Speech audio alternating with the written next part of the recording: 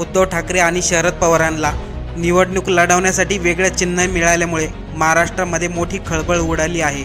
एकनाथ शिंदेने बंडखोरी करून शिवसेना माझी आहे हे सांगून शिवसेनेचं चिन्ह आणि नाव त्यांनी घेतलं, तर इकडे अजित पवारांनी शरद पवार बरोबर बंडखोरी करून घड्याळाचे चिन्ह आणि राष्ट्रवादीचे नाव दोन्ही आपल्या नावावरती करून घेतले। त्यामुळे निवडणूक आयोगाने उद्धव ठाकरे आणि शरद पवार या दोघांनाही नवीन निवडणुकीचे चिन्ह दिले।